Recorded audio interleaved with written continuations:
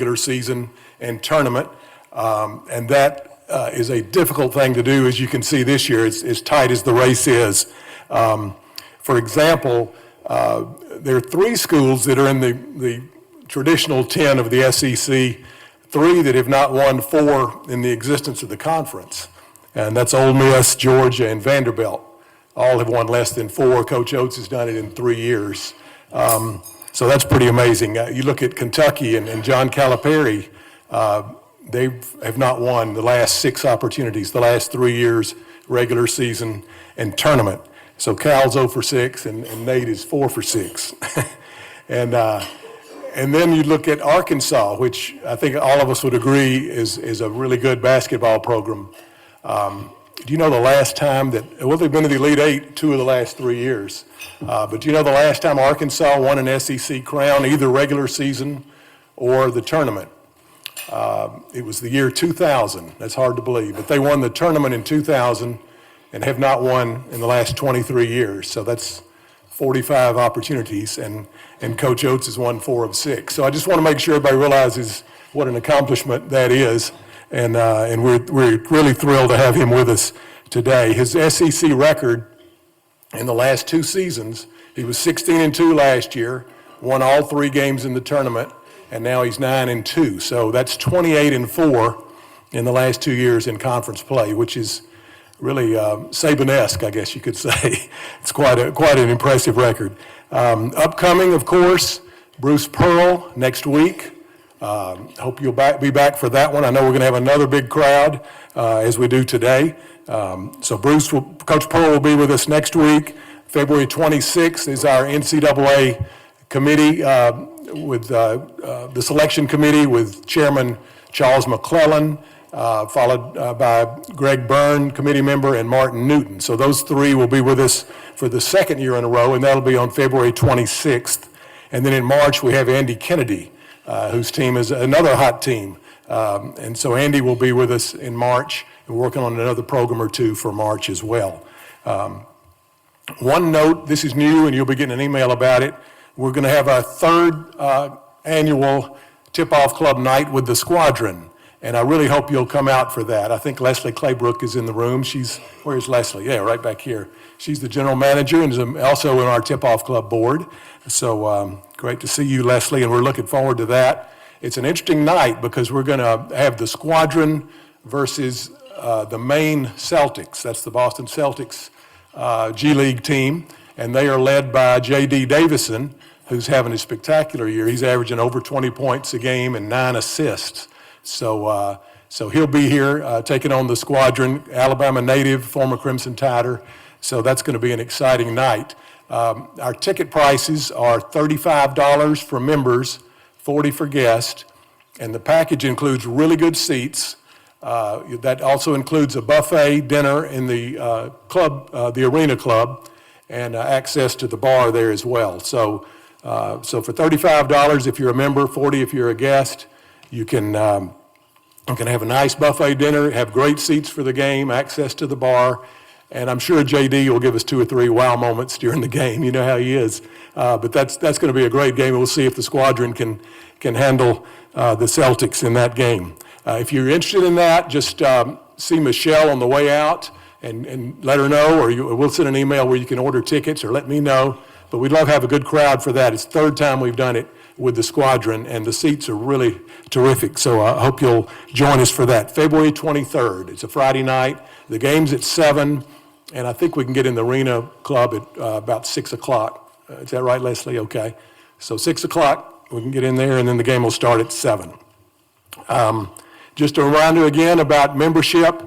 We continue to grow, and we want to grow even more. On your table, there's an application, particularly you guests. If you'd like to join us, we would love to have you. The guest fee that you paid this week or last week can be applied to your membership. So keep that in mind, and we do hope you'll join us for the remainder of the year. It's going to be just continue to get better and better each week. So we look forward to having you there. All right, let's move on, and we're going to ask club member Mac Moore if he would come forward for lead us in the invocation and Pledge of Allegiance. Mac?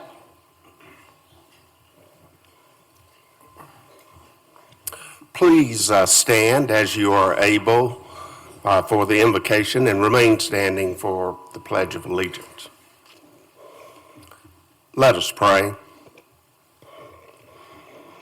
Dear Lord, we thank you for this day and for this opportunity to share food and fellowship with friends and colleagues who have a passion for the game of basketball. We thank you for the life and the good works of our speaker today, and for all that Coach Oats has done and is doing to teach his players the valuable life lessons of hard work, teamwork, sacrifice, discipline, overcoming adversity, and more. May these lessons remain with these players well beyond their basketball years, and may you continue to be with Coach Oats on his important and challenging journey. And dear Lord, as we all leave this place today to go on our own separate journeys, we pray that you might be beside us to befriend us, beneath us to support us, behind us to protect us, before us to lead us, and above us to watch over us. We pray these things in your most holy name. Amen. I pledge allegiance to the flag of the United States of America and to the republic for which it stands, one nation, under God, indivisible, with liberty and justice for all.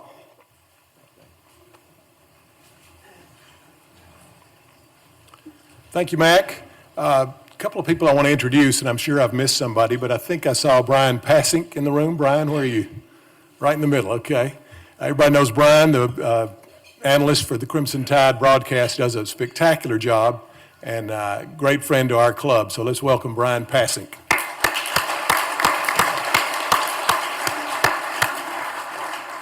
And we also have with us the current president of the University of Alabama National Alumni Association, Mr. Keith Miller. Keith, if you'd stand.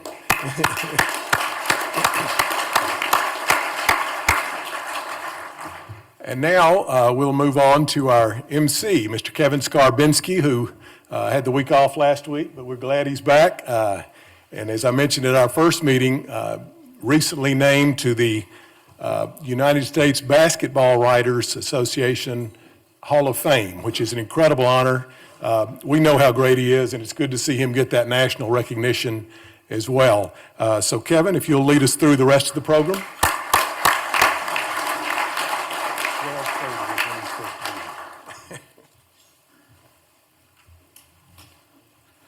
Thank you, Dick. Thank you, everyone. I'm a little out of breath. I feel like I just went through a Nate Oats practice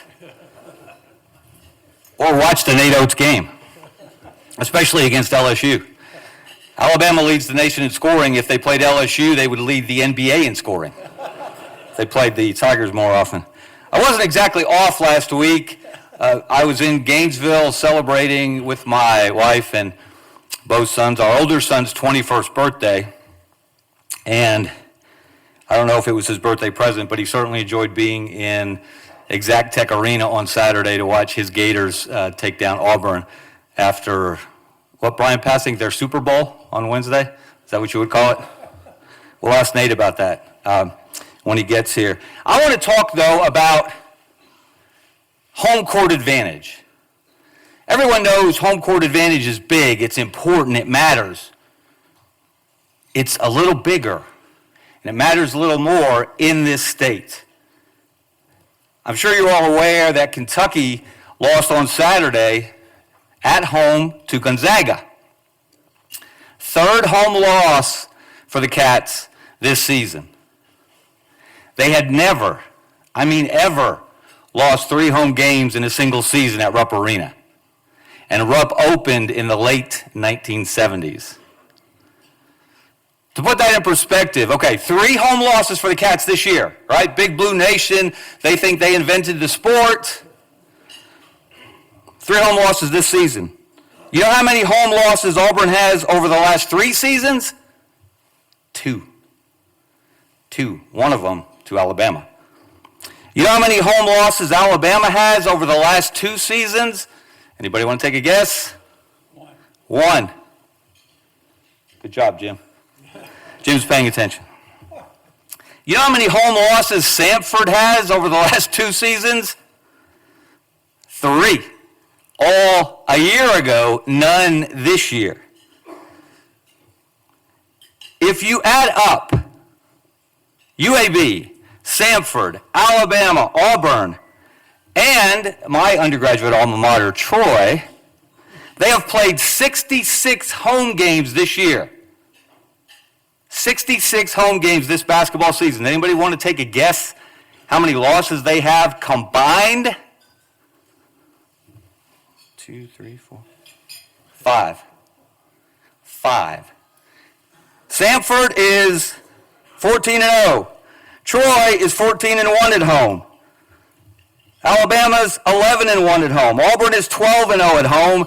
And UAB is 10-3, but those 3 came early as Andy and company were figuring things out. They've won 8 in a row in Bartow Arena, 2 against ranked teams, Memphis and FAU, and they've won all 5 AAC games at home.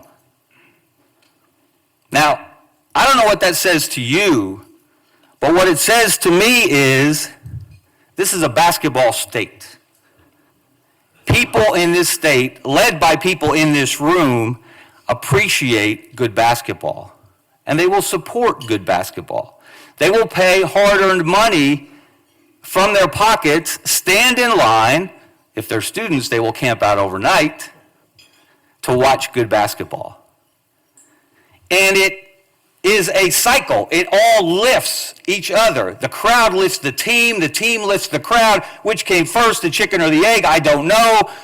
But what I do know is when I was at the Alabama at Auburn game last Wednesday, by the way, and look, there's not a bad seat in the house.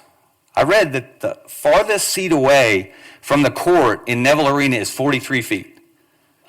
I think I had that seat on Wednesday. I think I could almost, if I were a little taller or if I had a little better vertical, I could have touched the ceiling. But I was eye level with Charles Barkley's disembodied head on the big screen during one of the pregame hype videos. That place was, as the kids say, lit. If you've been to a Samford home game recently, you know that place is, as the kids say, off the chain. Do they still say that, or am I 3 years behind? I don't know. I'll have to check with my sons. If you were at the UAB Memphis game a couple of Sundays ago in Bartow Arena, it was special. It was loud. You know you have done something in this state. When you're playing a big basketball game, and your former quarterback, in this case Joe Webb, who graduated some years ago, is leading the student section. He actually painted his chest. He just left his shirt on this time.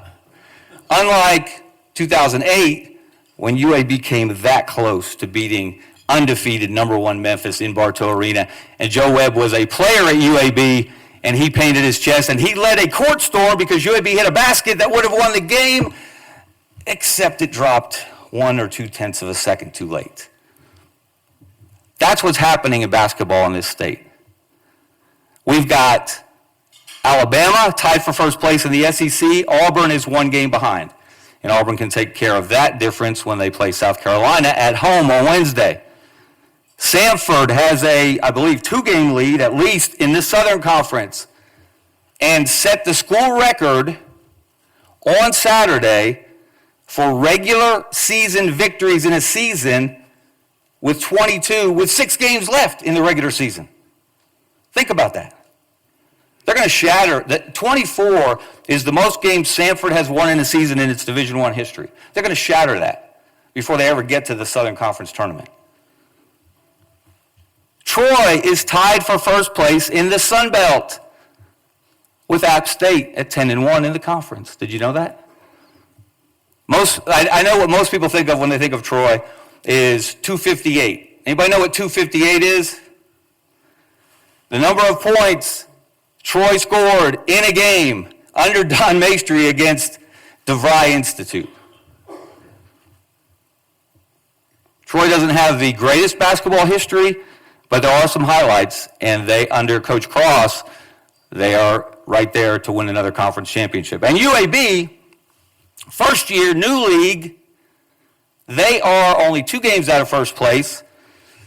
And you know Andy and those guys are kicking themselves, letting that game get away at Charlotte after having a 20-point lead, but they have bounced back very strongly. So I don't know about you, but this all makes me very excited about the state of basketball in this state. And maybe the best example, and we're going to hear from them in a little bit, after last season, for the second time in 3 years when Alabama won the regular season and the postseason tournament in the SEC, they lost 2 first-round draft choices, for the first time in 28 years, by the way. One of those draft choices was the number 2 overall pick, matching the highest draft choice out of Alabama ever.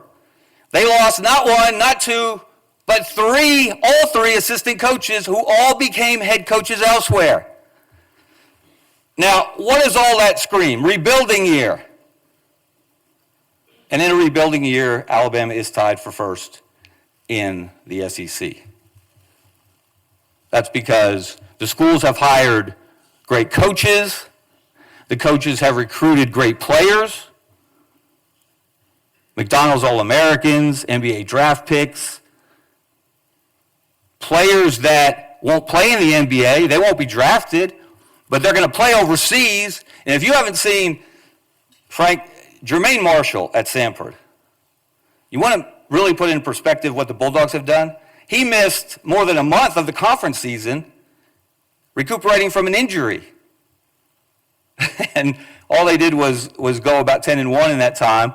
Jermaine's back.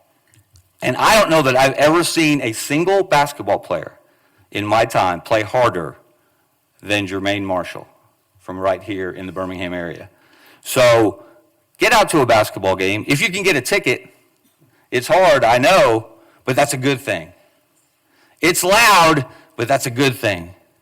There are lines, but that's a good thing. And isn't this a great thing to say?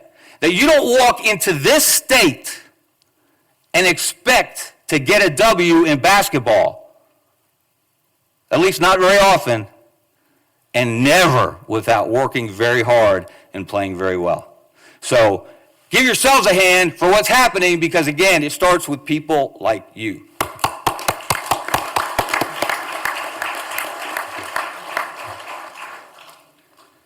All right, and now another thing that makes basketball special in this state. Wow, time flies. It's coming soon. They're in the regionals right now in the high school basketball tournament. I'm a little bit off. I used to be a high school basketball booster club president, a high school basketball PA announcer, which was one of the favorite things I ever did. I did get in trouble a couple times, though. After a hard-fought loss to Cordova, my son's team at Corner High School, Corner had won their opening game, my son's senior year, 58-something over Hanceville, which was coming off a Final Four trip the year before. My son had the best game of his life, and we come back, we play Cordova, and it's a wrestling match. My son he was a point guard, he shot 11 free throws in the first game. Never sniffed the free throw line in the second game, no matter how many times he hit the floor as he attacked the basket.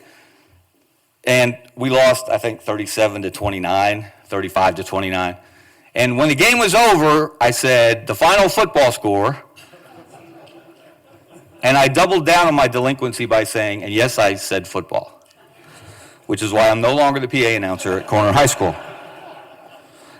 But if you want to watch passion and effort and energy, go watch the high school basketball tournament. Go watch a regional. Watch them when these teams come to Legacy Arena. To talk about that, former president of the Tip-Off Club, friend of basketball in this state, Chris Nix.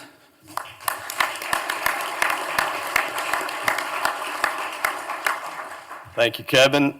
Scotty, there used to be a fine for saying football in this room, right? He'll pay later. See Michelle. As Kevin said, the high school basketball playoffs are underway, believe it or not. Regional play beginning across the state tomorrow and running through next Thursday. We're excited for the upcoming AHSA state finals to be played at Legacy Arena at the BJCC Monday, February 26th through Saturday, March 2nd. I always think it's important to mention the history of this unique event and its ties to this great club. In the early 90s, John Clements and Edgar Weldon, along with a few others from this club and the city, approached HSA Director Dan Washburn about hosting all classes of men's and women's basketball in the same building in a Final Four setting. Sounds like that should be something that was going on across the country. It wasn't. Men's and women's Final Four back-to-back games in the same building was not happening, not in Kentucky, not in Indiana. Edgar and John are here today. As always, they brought it to Alabama. Stand up, Edgar.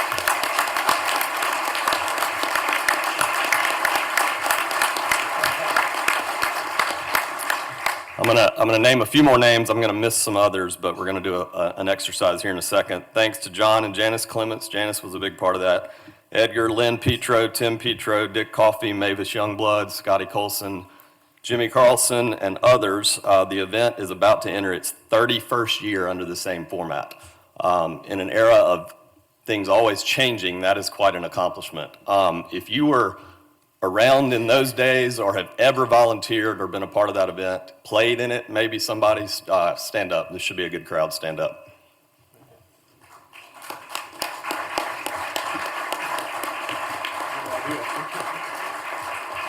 So it can't be done without volunteers. So on to my point of being here. Night Edie is proud to partner with the HSA in helping manage the event in now our 10th year. Our event team with Daniel Smith as tournament director cannot pull this off without the support of great volunteers led by members of this club. Two key roles where we need help filling spots: team host led by Dick Coffey and VIP coaches hospitality led by Jimmy Carlson and Hunter Strickler. There's information on the tables you can fill out or email Michelle. You can get in touch with me to get connected. Games are all day, Monday through Friday, and if you've never been, now is the time. It really is a great week, and it truly is what high school sports is what it's all about. 56 teams, one dream. The road to Birmingham starts tomorrow. Thank you all for the time.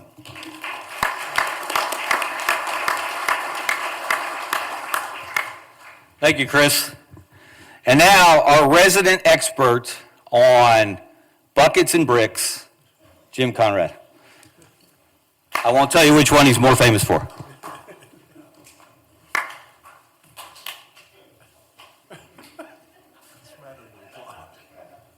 Well, thank you for giving me the clap, for those of you who did that.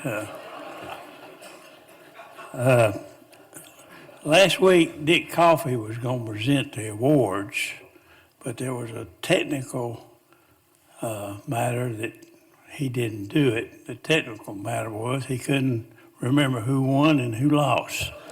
Well, I've got it for you today. His coach is on his way. All right, let's go to last week, winner and loser. All right, the winner, Jimmy Weigel. All right, Jimmy, would you stand up? Man standing. He will get a ball signed by Bucky McMillan from Sanford.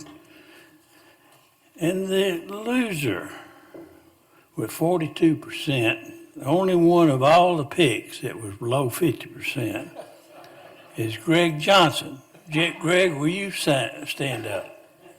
All right, there's Greg. Now, will y'all come forward to get, first of all, you'll get to hold the brick. Greg, please come. Jimmy, would you come up front and get the ball? And there's something interesting here.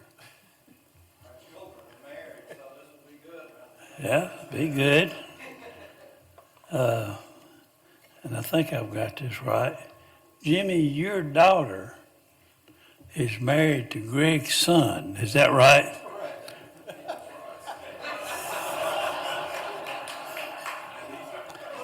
Congratulations, Jimmy. Here you go. Greg, if you will hold the ball, I mean the brick, but give it back. Give it back. Right. Let me ask you this. Will you two stand? I'll tell you what, hold the brick. And we're gonna take your picture so that you can give this to your family. I know they're proud of it. All right, William, thank you.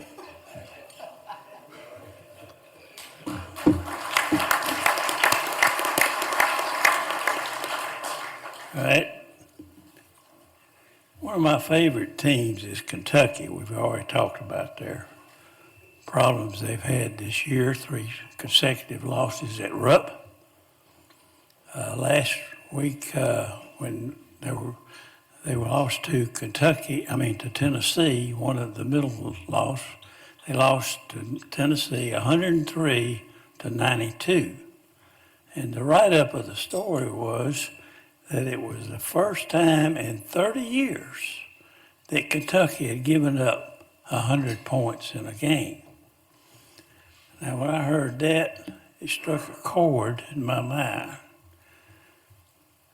I was in high school in 1956, 57, and I was listening to the radio to a game that Alabama was playing.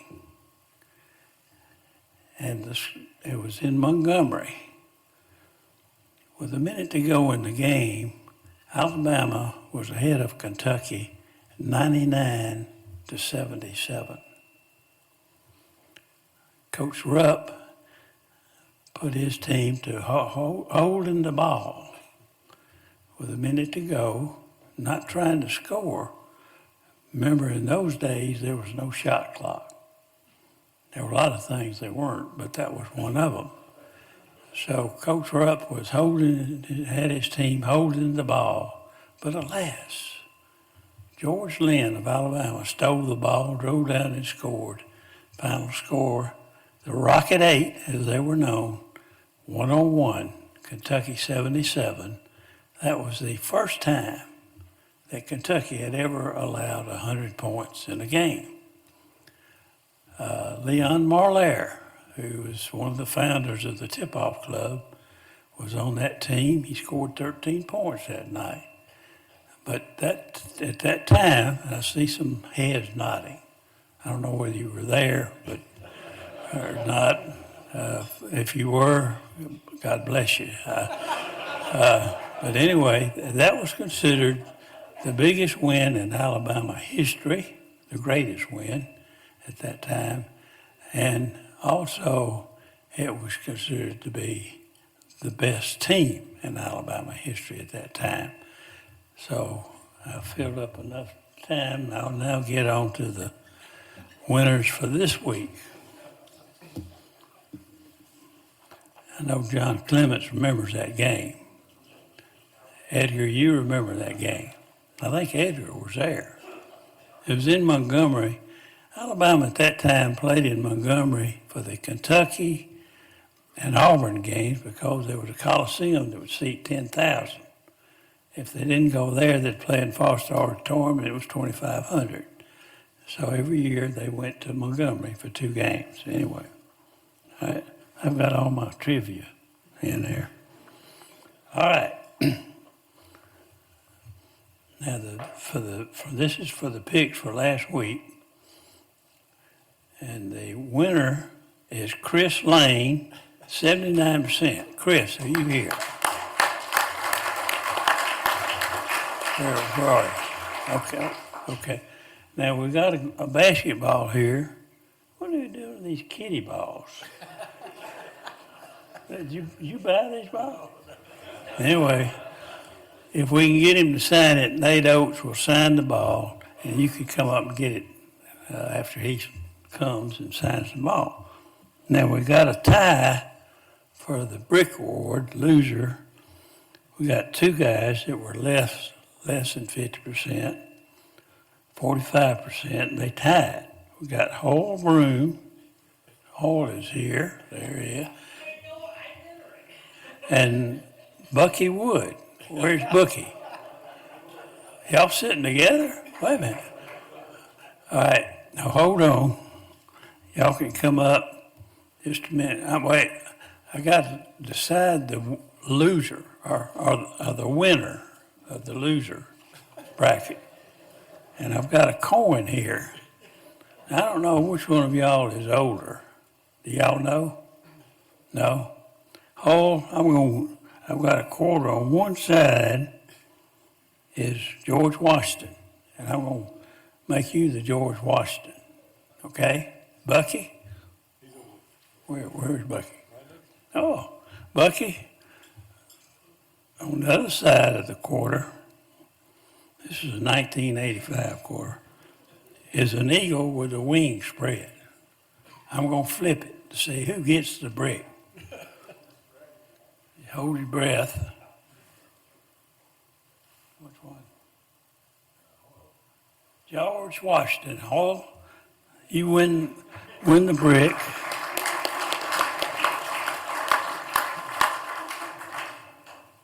If you'll come up. Yeah, just don't take it home with you. We can only afford one brick. So. Okay. Thank you, Hall. I tell you what, Hall, you can have a quarter too. Yeah. Come. Got a picture of George Washington. Remember that? Okay. All right. That's it for me. It's great to see this crowd, and it's great to be talking basketball. I just love it. Thank you.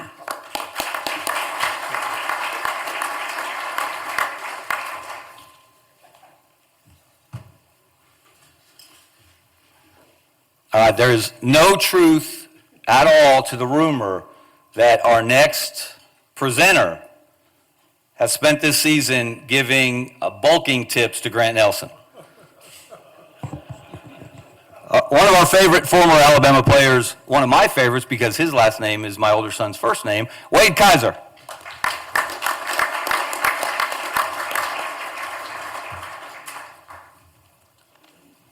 Thought you were going to say there's no truth to the rumor you named your kid after me. All right. Player of the week this week is Josh Williams from Helena High School. And Josh is joined today by his mother and assistant coach, Coach George, as well as Coach McDonald. Coach McDonald is in his second year at Helena. He's got a record of 39-19 the last 2 years. They are currently 22-7 and have been ranked as high as number 3 in the state and top 10 pretty much most of the year. He has coached at a lot of different levels. He's been a Division I assistant coach, JUCO as both a head coach and an assistant, and same at the high school level, head coach and assistant as well. Several all-conference, all-region basketball players, as well as an All-American candidate at Dodge Community College. And at the high school level, he's coached several all-state players as well. Overall high school record over 7 seasons is 105-82. Josh comes to us today. He's averaging 18.2 points, 7.7 rebounds, 2.9 assists, 2.8 steals per game. I can tell you I've seen him play a couple times this year, and the one thing I definitely did notice is he's not one-dimensional. He does a little bit of everything. He does play some defense, gets the steals, gets the rebounds, assists. He does a little bit of everything for him. He's definitely helped him to that 39-19 record and rebuilding the program. He's the 3rd all-time leading scorer in Helena High School history with 1,416 points. He was 3rd team All-State in 6A last year, 1st team All-Shelby County, and sophomore year was 2nd team All-County. He is currently undecided on where he's going to go to college, but he has several junior college offers, including Calhoun Community College, Snead State, and Coastal Alabama Community College. Just a quick quote from Coach McDonald. "It's been a privilege to watch Josh grow as a basketball player and a person over the course of the last 2 years. Josh has been an important component in the success and turnaround of our program. He's continued to be coachable, and I think he has his best basketball in front of him yet. I'm excited to see what he will be able to accomplish as he continues his academic and basketball career." Our Tip-Off Club Player of the Week, congrats to Josh Williams.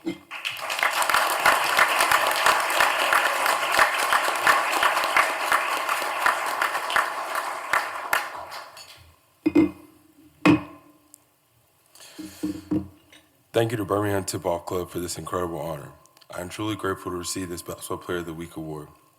I want to express my deepest gratitude to God for blessing me with this talent and opportunity to play the sport I love. I want to thank my family and amazing teammates. Thank you for pushing me to be the best version of myself on and off the court. Shared passion of the game has been an instrument in our collective success. A special shout out to Coach O'Donnell, who has guided me and inspired me. Your mentorship has played a pivotal role in shaping my skills and character. I am privileged to have such a dedicated individual leading our team. I accept this award not just on my behalf, but as a reflection of the collective effort and commitment of everyone who has been part of my basketball journey. Thank you once again to the Birmingham Tip-Off Club for this recognition. I am truly honored. Go Huskies.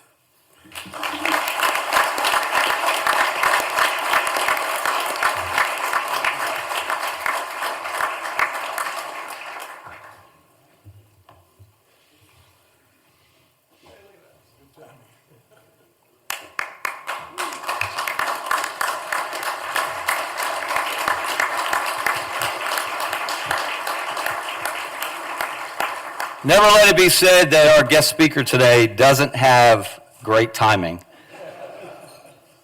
I can tell you that since he's arrived at Alabama, they have won more SEC games than anyone else in the conference.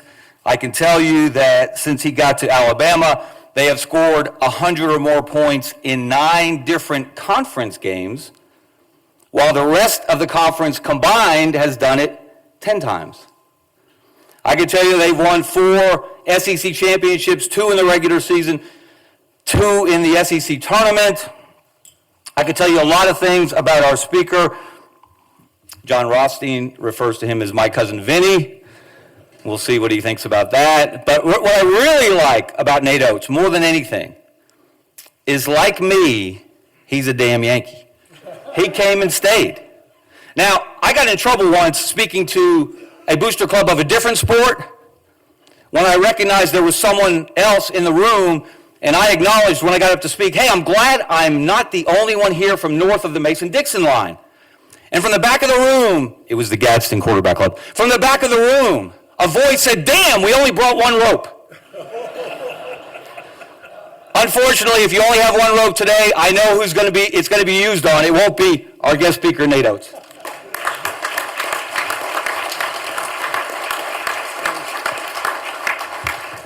Where are you from, above the Mason-Dixon line? Pottsville, Pennsylvania. It's not Wisconsin or Michigan, but it's closer. But Jimmy Dykes sent me a little video that he did promoting the SEC. He's up in New York, not too far from Pennsylvania, doing a Syracuse game tomorrow. He's got a hat on. His nose looked all red. I was just glad I lived in Alabama when I got the video instead of New York. It still looks like it's a lot of cold. Everybody that was really cold for about a week and a half here, that was very warm for where I'm from. Grant Nelson's dad sent me some screenshots. It was like -70 wind chill up in North Dakota. It was never quite that bad in Wisconsin, Michigan, or New York, but it was bad. But yeah, I am glad I'm down here. We've got some pretty good players to coach. The weather's a lot nicer. People are very friendly, so I'm glad to be here. I'm a little late. I guess I'm right on time. I'm not late, but we practice in the mornings. For those that don't know, we do it for a bunch of different reasons, but started at 8 o'clock. We usually start right at 8. We did video, kind of did the cleanup, and then we got, this is brand new this year. They don't have off weeks. Up until this year, there was never an off. Pretty much the SEC season started, and every team in the SEC played every single, you either played Tuesday or Wednesday, and then you play Saturday. Tuesday, Wednesday, Saturday. Everybody played 2 games a week. It's the first year they've had a bye game in there. So our bye game is the midweek this week, so it's perfect. We got the win at LSU, and then we don't play until A&M. And I told our guys that we're not taking a week off. Our defense stinks. We got the number 1 offense in the country, and our defense, well, on Ken Palm, it's an analytics site that we reference frequently. We were 76 in the country on defense. So we went through this morning, showed them a bunch of different stuff we put together over the weekend, like what the SEC champions have been ranked, like regular season tournament, nationally defense for the last, whatever it was, 20 years, what all the Final Four teams. There's only been 2 Final Four teams that have been above 50, like 50 or higher, meaning not good. You want to be, top 10 or whatever. 50 or higher in the last, I think, 13 years to make a Final Four. There's only been one with a worse defense than ours that made a Final Four. That was Miami last year. So we basically told them we got to move the needle, and we got to move it pretty significantly. And this is not a punishment practice, but all we're doing is defense for the next 2 hours. I told them, if we want to win championships, the whole team dang near came in Sunday and shot. It was our off day. We took Sunday off, and because we played so early Saturday and got in decent hours Saturday evening, they came in and shot. Everybody, we're shooting the ball well. You all want to shoot it well. We got to guard somebody too. We're not going to win like we want to win if we don't guard. So you all came in and worked on your shot. That's great. We got to get in and work on our defense. And I thought it was pretty good. But I went all the way up till 11:30, and then Josh is here with me. This is my director of ops, Josh Pierre. You probably know his dad, Butch Pierre, recruited all the really good players for LSU when they used to beat Alabama back in the day. What years was he at LSU, Josh? 97 to 2008. They had some really good players back then, and his dad was responsible for most of them. But Josh and his twin brother Joe both been in the business. I hired him to be our ops guy last year. He's been great. But anyway, so we went all the way till 11:30. And then I think I've explained to most of you have been around, we do a super competitive practice, red versus white, crimson versus white. And one team got drilled today. I didn't even have time to have them run their sprints. I left that up to Preston. I had to hit the road, so we got in right away. We had to keep the media happy. I learned last year it's not good to feud with the media. But we had a few media members we had to keep happy, and then I came right in here. So I got in the car 30 seconds after practice ended and did the media deal, and then we're here. So where are we at right now? You guys are, obviously, if you're in the tip-off club, you're super interested in basketball. I know not everybody's just an Alabama fan, but we got basketball fans. So we're just over halfway through SEC play. There's 18 games in SEC play. We've played 11. We're 9-2. We're tied with South Carolina, which they've kind of come up. Coach Pear's done a great job. They're there. So they're 9-2. We're 9-2. We're a game ahead of Auburn. After they beat us last week, we were tied, and then we went 1 at LSU, and they lost at Florida. So we're a game ahead of Auburn, game and a half ahead of Tennessee, and it's really, I think Kentucky maybe A&M could make a run. Kentucky, there's a few teams with 4 losses that can make a run there too. But for the most part, it looks like there's 4 teams that are right there: us, South Carolina, Tennessee, Auburn, and we're trying to separate ourselves. So the only team that I've got a losing record against in SEC play since I've got here is Texas A&M.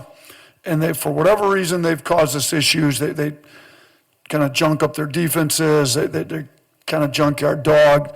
And they're number 1 in the country in offensive rebounding right now. So we got to do a great job with our rebounding. We got a big game on Saturday. But we're trying. So the way this week's going to go is we practiced this morning. We practiced Tuesday. We're going to give them Wednesday completely off, try to get the rest of the league. It's there's 2 teams that always have a bye, but so most of the rest of the league's either going to play Tuesday or Wednesday. We're going to try to get as much of our defense fixed as we can today, which we just got done, and then tomorrow, and then kind of focus on A&M Thursday, Friday, with a little bit of focus on them Tuesday. And then we got 7 games left. We have 4 home games. We got A&M, we've got Florida at home. We've got Tennessee at home. We've got Arkansas at home to close the season out. And then on the road, we got 3 road games left. We're at Florida. We still have Florida twice. We're at Florida, at Kentucky, and what's our other road? Ole Miss. Thank you. And at Ole Miss. So we don't really have any easy games left. If you look at the kind of bottom feeders of the league, we don't have any of those. We've got 7 pretty tough games left. A&M's won 5 out of their last 6. If they take care of business Tuesday, they'll have won 6 of 7. Florida's won 5 out of their last 6. We've got them twice yet. Kentucky's never easy, particularly at Rupp. We got to go to Rupp. We've already been beaten by Tennessee pretty handily at their place. We got them coming back, so that's going to be a tough game. You know, pretty much Arkansas is probably the only one and they've got more than enough talent to beat anybody in the league. But that's really the only one kind of down at the bottom of the league we got left on the schedule. So we've got ourselves in a perfect place to win the league, but we got to take care of business over these next 7 games. So that's where we're at. Again, we have never had, since the analytics have started and probably even before that, we've never had the number 1 offense in the country. At the end of a season, we're kind of right there. Us and Purdue are we had it. We were number 1 for a while. Purdue shoots 1 million free throws, as we found out when we played them. They shot about 50 of them the other night, like Auburn did the other night against us, and they overtook us. And then we just had 109 points at LSU, and I think we're number 1 in efficiency on like Ken Palm on the analytics sites, but I think we're also number 1 in points per game right now too after the 109-point game. So we've got the number 1 offense in the country, so we're doing things that we've done a lot that haven't been done around here. We're doing more this year that hasn't been done around here. You know, we've got, what do we have, 7 games total, I think, over 100 points this year. And there's 3 games where we've either scored 98 or 99. And I quit putting the walk-ins early. So if we hadn't put the walk-ons in so early, hope we would have had 100 or 10 games with 100 or more, which would have been pretty nice. But the goal is not to get to 100. The goal is to win the game, and we like to reward the walk-ons. But we're going to try to make sure we get to 100 when we can get to 100, because those are nice round numbers to get to. So we've gotten there 7 times. We're going to try to get there a couple more times. I saw there's a Pat Bradley. I don't know if he does commentary. Sometimes he's in the studio for SEC Network. I've gotten to know him pretty well. He was a really good shooter at Arkansas back when they used to score it, because that was back when no one was there and they pressed and flew up and down the floor. And so I think we're tied with maybe his senior year's team at Arkansas for most games at 100 points in SEC, and I think we're 2 games behind one of Pitino's Kentucky teams. So, like I said, if we'd have gone over 100 in those 3 games, we were at 98 or 99. We'd have already beaten Pitino's Kentucky team. So I didn't realize all that at the time. Now that I know that, we'll try to go after some of those numbers. But offensively, we're playing great. Defensively, we got to get much better. We losing Bediako certainly hurt. If we had Bediako on this team, we would not be 76th in the country on defense today, that's for sure. But it's kind of the day and age we're in, like with the portal, with guys leaving early, with the G League, paying like they are, with all there's way more 2-way contracts. It's a totally different landscape now than it was even 5 years ago, with all of it. NIL, all the 2-way contracts, with the portal, it's just different. So we got to figure it out year to year, and you're basically putting together a team every year. I mean, it was nice in the past, you're kind of able to build freshmen up, and you see it, nobody left because you couldn't really transfer, and get to see kid develop for 4 years. At this point, enjoy them while you have them, because you may only see them 1 year. We brought in Aaron Estrada, he only had 1 year left. Brandon Miller was unbelievable for us, we had him 1 year. And it's kind of what Noah Clowney was great for us, one of the best role players I think ever play around here. Had him 1 year, he went in the first round. So, it is what it is. We can sit here, lament about all of it and complain about it. It is what it is. Figure it out and deal with it and roll with it. The NIL, Coach Saban talked about a lot. I don't think, what it's doing right now is sustainable, and I don't necessarily like it. I do like the fact that the players can get, if it was what it was supposed to be and it was really just their name, image, and likeness, and they could go advertise for whatever businesses you own, it'd be great. It's gotten to the point where I don't really like where it's got, but it is what it is, and we have to deal with it until somebody figures it out, and we got to put a product on the floor that everybody in the state, all you guys, everybody's proud of, and I think we're doing a pretty good job of that at this point. But we've got to figure it out when the season's over. For sure, we're going to have some of our guys hit the portal. It is the way it is right now. We got to go get some guys out of the portal to replace them and try to keep this thing at a level that we can compete for an SEC championship every year. That's where we've gotten it to. That's what we plan on keeping it at. And we're at the point now where I feel like we should be competing for Final Fours. You know, if I think if the selection committee, selection show was today, we'd probably be a 3 seed, probably a 4 at the lowest. So that means, out of the last 4 years, we'd have been whatever we end up with this year, hopefully we can improve and get even better. But top 4 seed, hopefully this year. We were number 1 overall seed last year. We were 6 seed in the NCAA tournament. We were a 2 seed the year before that. So we've had a pretty good run, pretty good 4-year run. I think we've got this thing to where we're not on the bubble, hoping to get in the tournament anymore on Selection Sunday. We're looking to see where they're seated, where they're going to send us, who we're going to play, how can we make a run. And the next step is we got to make a run to the Final Four. We haven't made the Final Four here at Alabama. We made 1 Elite 8, made a bunch of Sweet 16s. Like we got to get there. I think the way you get there is you just keep knocking on the door every year, and you get to be, if you're top 4 seed, it's obviously a lot easier to make those runs. But that's our goal. We got to make one of these runs and get to a Final Four and see what we can do from there. So I don't know if anybody's got questions. Shoot, I spat off a lot of information there in a short amount of time, but that's kind of where we're at here in the middle of February. I've not done one of these during the year, I don't think, because we don't usually have a bye week, and I'd usually be playing a game tomorrow or Wednesday and having a prep. Go ahead. Coach, thank you at the beginning for what all you've done for Alabama basketball. Great job. Former high school coach. Question. Sometimes we have to do things that we don't like to do in terms of defense. Has you and your staff ever considered playing some zone in certain situations? Yeah, Maybe not staying in it for an entire. we've talked about it. It's we have, because we just aren't that good in our man this year.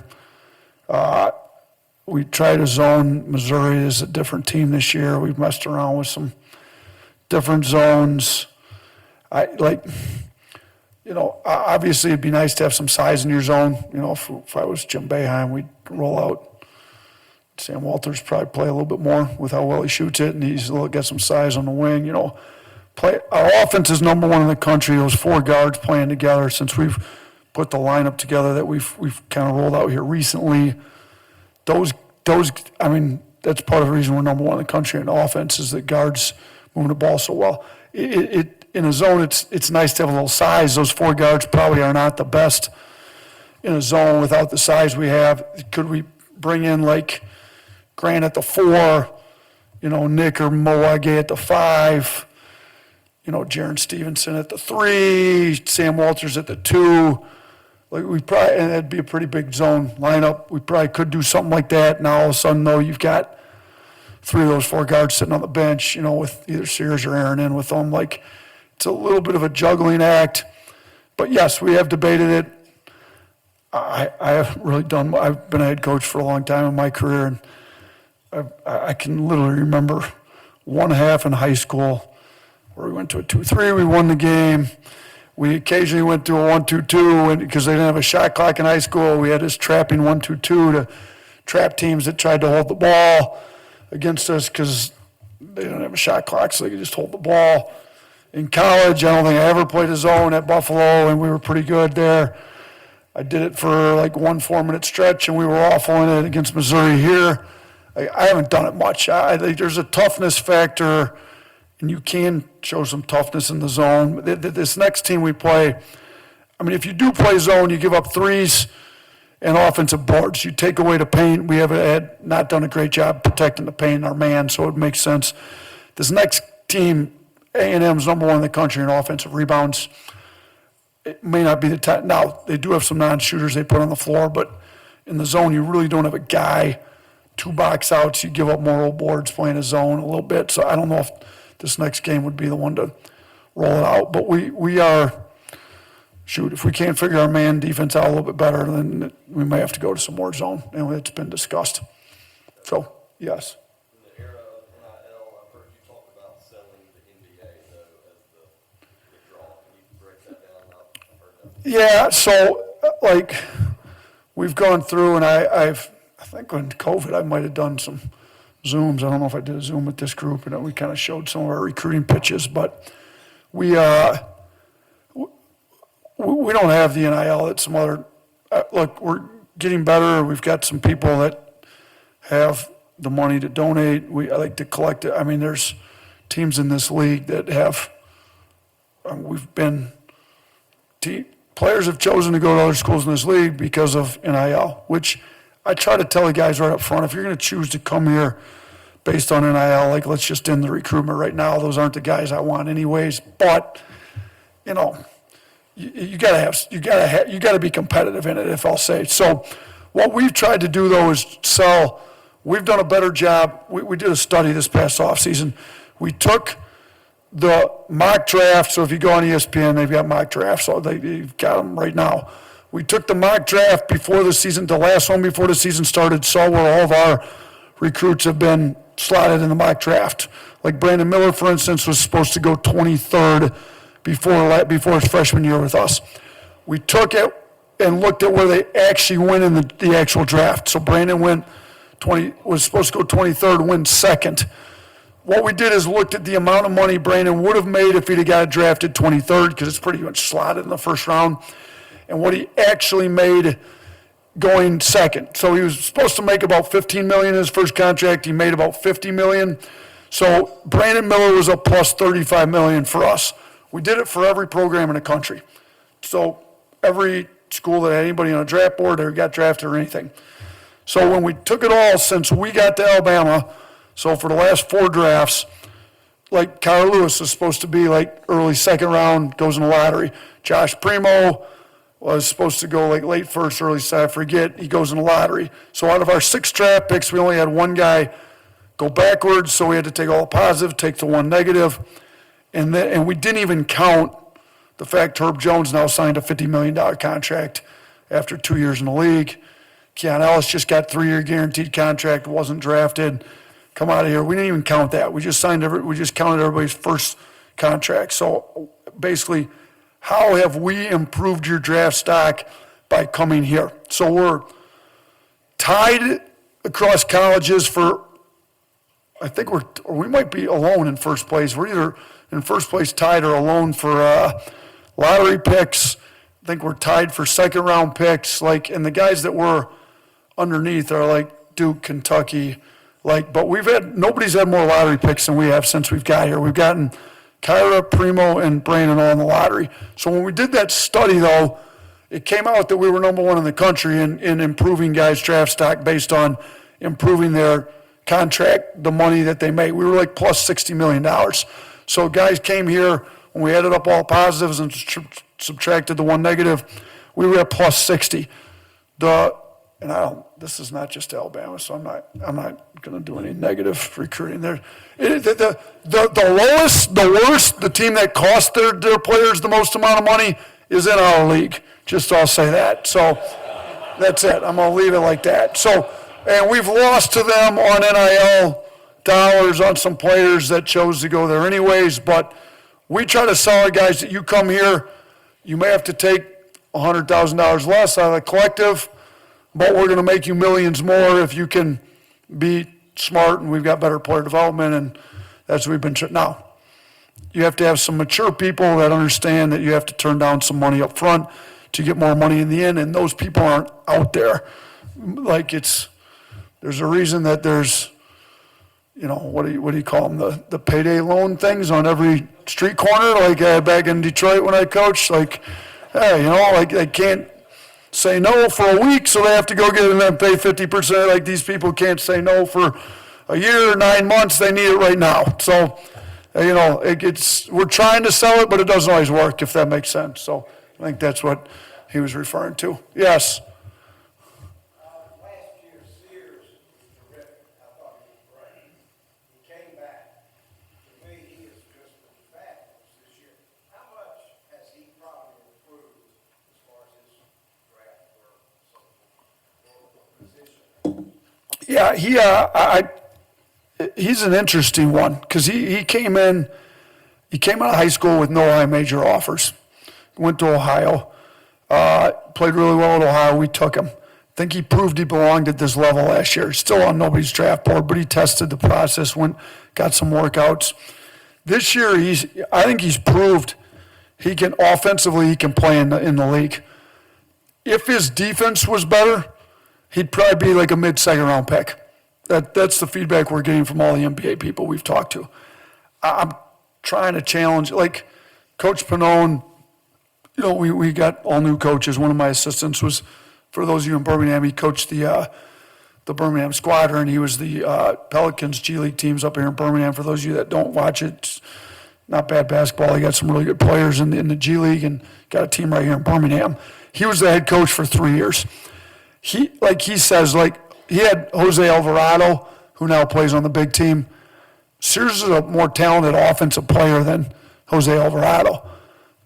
His defense isn't, if he played defense like Alvarado did, he'd for sure get drafted. So he's been great for us. I mean, he's leading scorer in the SEC. He's helped us win a lot of games. If we could get his defense, no, he's not the only one. We got a lot of guys on this team that got to get better defensively. But if he got better defensively, he'd probably get drafted. Then there's no problem. He would get drafted if he made the strides defensively that I think he could make and we need him to make. But we need a lot of guys to make some strides defensively. Shoot, everybody that plays, to be honest with you, has to get better defensively. But that's kind of where he's at if you're looking at NBA stock. He's definitely improved it to where everybody knows who he is in the NBA. Everybody's looking at him, and they're all looking, because he's small. He's like 6-foot guard. You have to really guard at a high level if you're a 6-foot guard to make it to that level. Anything else? Can you explain your mathematical, statistical approach to offense? Yeah, so it's, we can give the kindergarten version, we can get to the master's version, if we want to get to the PhD version, we'd be here all day.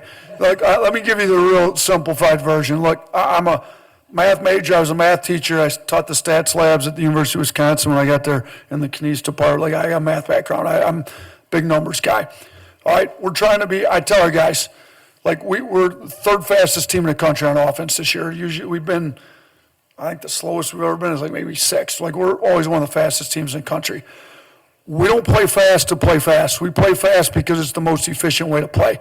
So we're trying to be, and we are the most efficient team in college basketball this year. This is the first year we've been number one in efficiency. Our goal is to get the most efficient shot up every time down. So we look at we talk to our guys know the points per shot pretty much on everything. We got to educate them. So, if you're shooting 40% from three, that gives you 1.2. So the expected value, now there's some of our guys, we call them shrink threes, defense shrunk in, you spray it out, they're open, catch and shoot, shrink threes. Mark Sears is 56% on shrink threes this year. So you take, 50% from three, 1.5, 56%, 1.68, that's absurd. We just put up 109, our efficiency numbers were 1.43 against LSU. So anything over 1.2 is really, really high. So even in the NBA. So any shot that on the, now you also got to calculate offensive rebounds, turnovers, but on shot attempts, we're trying to get, it's got to be over a 1.0. If the expected value on it's not over 1.0, it's not a very good shot for us. We're trying to get more like 1.2. So we finished 63% of our shots at the rim last year. It's a little under that. It's around 60% this year. Our goal is 65, but if you can get 60% at the rim, that's 1.2. 40% from three, that's 1.2. So everybody understand, all you that are need more mid-range shots and all this. We looked at the NBA, that's the best players in the world. There was 5 of them that shot 50% or higher on a mid-range shot. 50% from two is 1.0. Okay? The average in the NBA is 38%. Okay? 38% is 0.76. There's no defense in it. Houston's got the best defense in the country, and it's a 0.88. So if you're shooting, and again, in college, an average mid-range shot's a 0.35. So if you're shooting a bulk of your shots as the lowest efficient shot, you got a bad offense. It's just the bottom line. Like, so if you want all these mid-range shots at 0.7 points per shot, you're stupid. Like, I don't know how else to say it. Like you don't understand math, I guess. Maybe not, you're just stupid in math. So, like, what we try to do is educate our players to get the most efficient shots they can, and we try to build the offense around getting the most efficient shots we can. Now, a turnover is always a 0.0. Like, you could throw up half-court shots that have better points per possession than a turnover. That's been an issue with us this year. So, lower your turnovers. Offensive rebounds give you second shot attempts.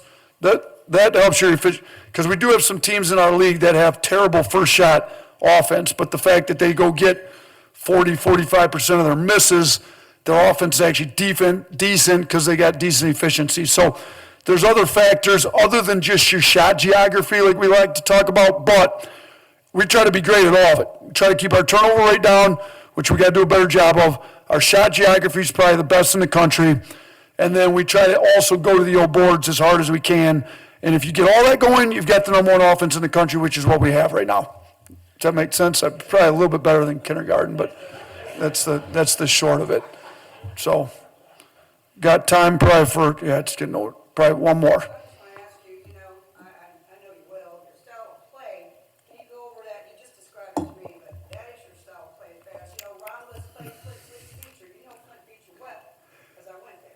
Oh, you're from up north too, Flint Beecher. Yeah, Michigan State, all of that. It's basketball city up there, you know. it is.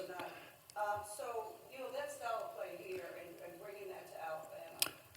Talk to me about the players that you're looking at now. I don't want to go into next year, but it was a struggle last year. I knew that when you guys went out west, that was going to be a struggle. But you rebounded from that. So tell me what's going on now. Well, so you got a lot into one question. I'm gonna try. So our style of play. I love your recruiting. It is amazing and you are fast. Yeah, no, we do. We want to play fast, attack into the first 6 seconds of the clock before the defense is set. If you can get them in, we call it advantage basketball without even having to do anything other than push the ball up the floor. What we feel like once we create the advantage, we're really good at keeping it and getting great shots. We're going to play fast. We're going to spread it out. We want shooters. We want guys that can beat you off the dribble. We want athletes that can move up and down. So we've been top 10 in threes taken per game. We've been number one before here at threes. So we're going to shoot a lot of threes. We're going to play fast. We're going to open the floor up. It's going to look more like what the NBA looks like than anybody else in college basketball plays. So it's hard to get a plotting 7 foot, 260 pounds that can't keep up to, doesn't really make sense to recruit those. We've got a big kid, I can talk about him because he signed this kid, Aiden Sherrill, that's out of Detroit actually, 6'11", got some size, can shoot threes, but he's got size. Betty Yako was athletic enough to run up and down and big enough to protect the rim. He couldn't shoot threes, but he did everything else really, really well. So ideally you'd get, and this kid we got's the best big in the country for how we want to play, Aiden Sherrill, and we went all in on him. It helped. He's from Detroit, and I spent 11 years up there. I knew his brother and whatever, but he's 6'11", can shoot threes. We hope he can protect the rim like Bediako could, and he's got a little. He's not Zach Edey's don't grow on trees, so he's not Zach Edey. He's not Balo like Arizona had, but those guys are not easy to recruit. For everybody that thinks it's just easy to go pluck out Zach Edey, yeah, you come play for us. It's not that easy to go get 7'2", 280-pound that can move and actually play. They're not out there, but we do feel like we got the best one in this class that fits how we want to play. So we got to get a little bit better interior defense, but I'll say this. We've been third in the country in defensive efficiency 2 years here. Our second year when Herb Jones was a senior, and our starting center was Jordan Bruner or Alex Reese, one of those two. Neither one of them could protect the rim either. We were third in the country in defensive efficiency that year, doing it a different way. We're trying to do it that way this year. We're not as good. We don't have Herb Jones. That would help if we had Herb. All right, we've also done it where we had a rim protector and sent everything to the rim with Bediako. So there's different ways to be great on defense. we got to do a better job as a staff figuring out what the particular team that we have needs us to do, and we got to do a better job motivating them to play hard all the time. But I think I've given you a bunch of info. Hopefully I've given you enough.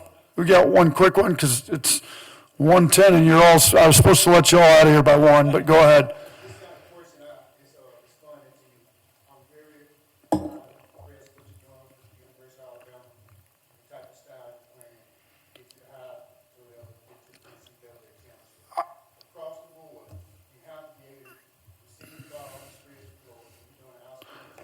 Appreciate that. No, I appreciate it. So listen, I want to thank all you guys. You guys have been great. The welcome that we've got in Alabama, and listen, I've got all new staff, all 3 new assistants, a lot of new support staff. They've loved the warm reception that you've all given them. This is my 5th year here. Feel like we've gotten to know each other really well. The people that I recognize, lots of you, I didn't recognize anybody when I first started speaking here 4 or 5 years ago. Recognize a lot of you now. I appreciate your support. We need even more of it. Look, we've got this thing up to where we're competing at a national level every year. We need a little bit more from us, a little bit more from you. Let's try to get this thing over, get to a Final Four, make a run. But you guys have been great. Roll Tide. Appreciate you guys.